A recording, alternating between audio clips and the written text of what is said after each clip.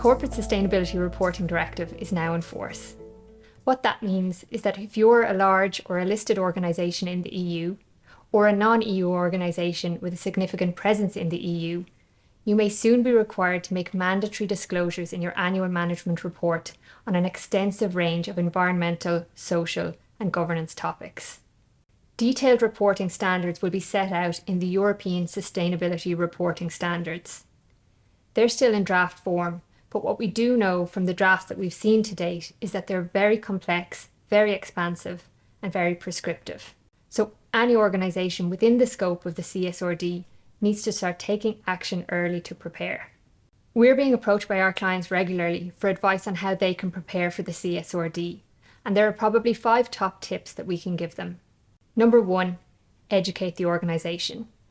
Understand how the CSRD applies to your organisation and when your reporting obligations will commence.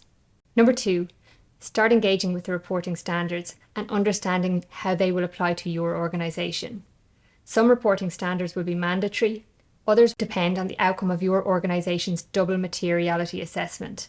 That will require you to look inwards at the impact on finances and outward at the impact on people and the environment. Number 3, do a stock take of your existing ESG initiatives, measurements and reporting. There will be more than you think, and this will allow you to identify the gaps and begin to take steps to address them. Number 4, focus on governance. Firstly, the board needs to grasp the sustainability agenda, and then it needs to ensure that there's an appropriate framework and structure in place to ensure that your organisation's reporting strategy is being managed appropriately. And number 5, assess your organisation's data collection processes. Do you have processes and practices in place to collect the data that you'll need for reporting? If not, begin putting those in place in advance of your first reporting year. So in short, there's a lot of work to be done, and the earlier that organisations begin taking steps to prepare, the better. If you'd like to discuss it in more detail, please feel free to reach out to a member of our corporate governance team.